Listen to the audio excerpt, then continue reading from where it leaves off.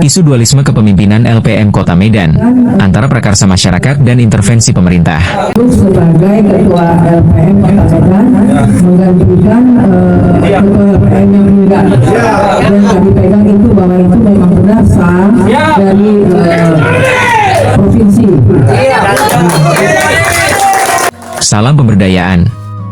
Sahabat Indonesia, saya Suheri Caniago, Ketua DPC LPM Kecamatan Medan Amplas. Saya ingin menyampaikan isu krusial yang menghambat kinerja Lembaga Pemberdayaan Masyarakat, LPM, Kota Medan. Sebelum tahun 2000, LPM dikenal sebagai Lembaga Ketahanan Masyarakat Desa, LKMD, yang menjadi pilar penting pemberdayaan di tingkat kelurahan. Namun di Kota Medan, LPM terhambat, ruang geraknya terbatas, dan fungsinya sengaja dihilangkan. Ketidakpuasan masyarakat memicu keresahan para penggiat pemberdayaan yang ingin mengaktifkan kembali peran LPM. Ironisnya, upaya ini dituduh sebagai dualisme kepengurusan. Situasi ini diduga karena intervensi Kepala Dinas P3 APM Kota Medan. Beliau diduga menciptakan isu dualisme yang tidak berdasar, membenturkan pengurus LPM dengan pemerintah kecamatan, dan membatasi ruang gerak LPM. LPM dituduh menolak peraturan yang mewajibkan SK kepengurusan ditandatangani lurah. Padahal, kecamatan dan kelurahanlah yang enggan menandatangani SK berdasarkan hasil musyawarah masyarakat. Jadi untuk selanjutnya nanti kami berkoordinasi kepada kecamatan dan kelurahan apakah untuk menerima. Jadi permintaan kira-kira oke. Dan juga kita sepakati juga di sini bahwa untuk pengangkatan tingkat kelurahan dan kelurahan kita tetap berpegang pada peraturan yang sudah dimaksud. Jadi kita tidak mau kebaikan dan juga menghormati. Perlu diluruskan, pengurus LPM Kota Medan tidak pernah menolak penandatanganan SK oleh lurah. Kami mengikuti kebiasaan lama di Medan, di mana SK LPM kelurahan ditandatangani oleh pengurus di atasnya. Jika peraturan mewajibkan berbeda, kami siap menjalankannya. Namun, kami menekankan pentingnya pemilihan pengurus LPM berdasarkan prakarsa masyarakat melalui musyawarah, tanpa intervensi pemerintah. Dari awal kita tidak pernah menolak peng-SK-an yang di-SK-kan oleh lurah masing-masing.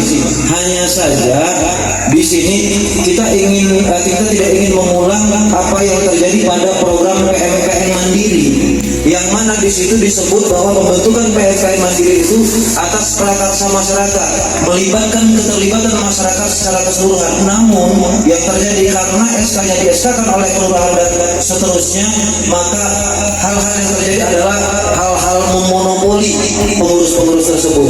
Yang dipilih adalah orang-orang dekat yang dianggap sinkron, bisa satu tujuan dengan pimpinan kelurahan dan kecamatan dan seterusnya. Sementara untuk masyarakat yang benar-benar ingin mengabdikan sisa hidupnya untuk kampung halamannya, dibiarkan tak berbuat apa-apa, didiskriminasi, ditekan, dan tidak diberikan kesempatan untuk melakukan hal-hal terbaik untuk kecamatannya. Nah, hal-hal seperti ini yang kami tidak ingin terjadi.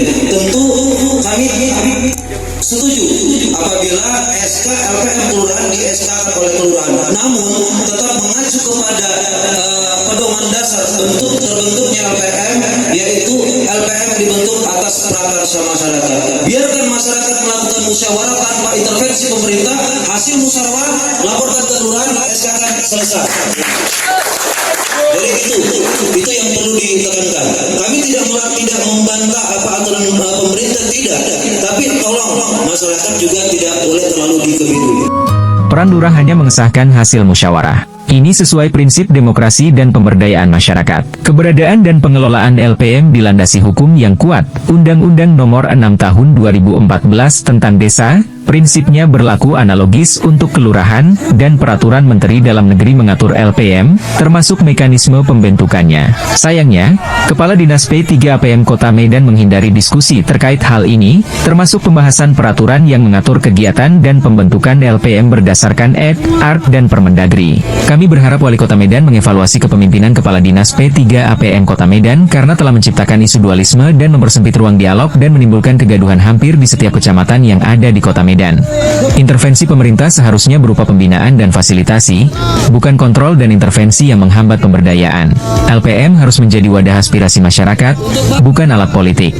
Permasalahan ini bukan hanya persoalan administrasi, tetapi juga menyangkut demokrasi, partisipasi masyarakat, dan efektivitas pemerintahan. Mari kita bekerja sama untuk menyelesaikannya demi pemberdayaan masyarakat yang lebih baik di Kota Medan.